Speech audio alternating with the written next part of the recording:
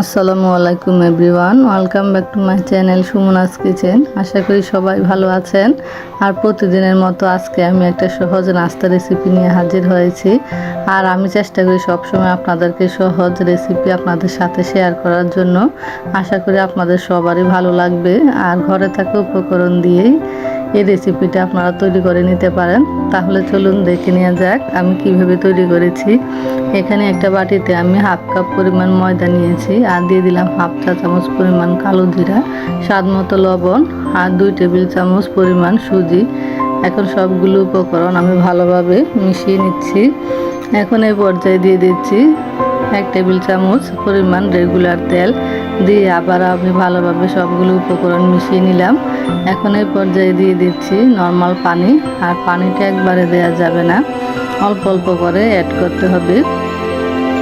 এভাবে সবগুলো উপকরণ ভালোভাবে মিশিয়ে আমি একটা সফট ডো তৈরি করে নিলাম। এখন এটা রেস্টে রেখে দিব 10 মিনিটের জন্য। আর রেস্টে রাখার আগে উপর দিয়ে একটু তেল ছড়িয়ে দিচ্ছি, যাতে ডোটা আরও একটু সফট হয়ে আসে। আর এখন একটা বাটিতে আমি 2 টেবিল চামচ ময়দা নিয়েছি, সাথে পানি দিয়ে ঘন একটা ব্যাটার তৈরি করে নিচ্ছি। ভালোভাবে মিশিয়ে ব্যাটারটা তৈরি করে নেওয়া হয়ে গেছে। এখন এটা সাইডে রেখে দিব।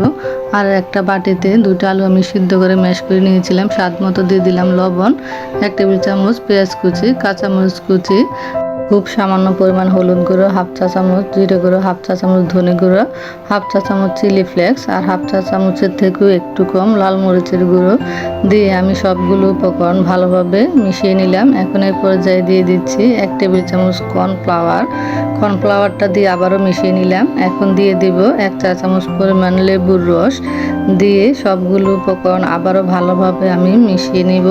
মিশিয়ে একটা সাইডে রেখে দিব। মিশিয়ে নেওয়া হয়ে গেছে। এখন আবার 10 মিনিট পর ফিরে আসলাম। দেখতে পাচ্ছেন ডোটা কতটা সফট হয়ে গেছে।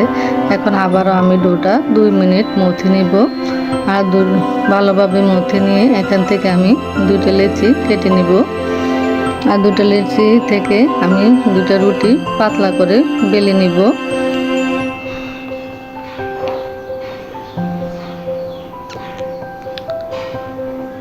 এখন পাতলা করে আমি রুটিটা বেলে নিচ্ছি।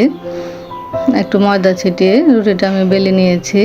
এখন ছুরি দিয়ে আমি এটাকে কেটে নিচ্ছি। দেখে বুঝতে পারছেন কিভাবে কেটে নিচ্ছি। এভাবে করে 8টা ভাগে আমি ভাগ করে নিয়েছি রুটিটাকে। আর যে পুরটা আমি তৈরি করে রেখেছিলাম সেখান থেকে অল্প অল্প করে পুর আমি দিয়ে দিচ্ছি। একটা ব্রাশ দিয়ে যে ব্যাটারটা আমি তৈরি করে রেখেছিলাম রুটির সাইডগুলোতে দিয়ে দিলাম। এখন আমি রুটিটাকে ভাঁজ করে চমুচার শেপ করে নিচ্ছি। প্রথমে 2টা সাইড একসাথে মিলিয়ে নিব, তারপর এভাবে উপর থেকে নিচ পর্যন্ত লাগিয়ে নিচ্ছি। দেখে বুঝতে পারছেন কাজটা কিভাবে করছি। চমুচার শেপে হবে। এভাবে করে আমি সবগুলো নাস্তা তৈরি করে নিব।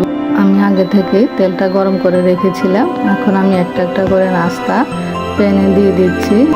নাস্তা ভাজার কাজটা একটু সময় নিয়ে করতে হবে। চুলার আঁচটা হাই টু মিডিয়ামের মাঝামাঝি রেখে নাস্তাগুলো আমি ভেজে নিব। আর খুব বেশি তাড়াহুড়া করা যাবে না, তাহলে নাস্তাগুলি খুব সুন্দর হবে না।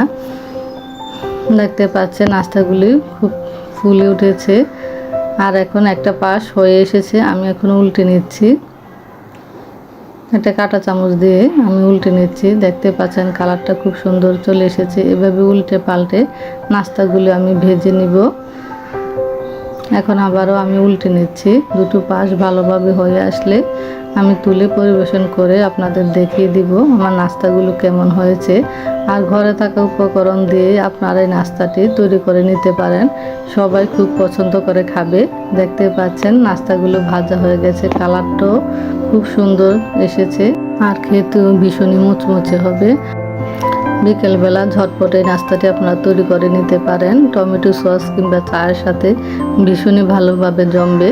আর আমার রেসিপিটা যদি ভালো লেগে থাকে একটা লাইক দিবেন। আর আমার চ্যানেলটা প্লিজ সাবস্ক্রাইব করে দিবেন। পাশে থাকা বেল আইকনটি অন করে দেবেন, যাতে আমি নতুন নতুন ভিডিও আপলোড দেওয়া মাত্র নোটিফিকেশন পেতে পারেন। সবাই ভালো থাকবেন। আল্লাহ হাফেজ।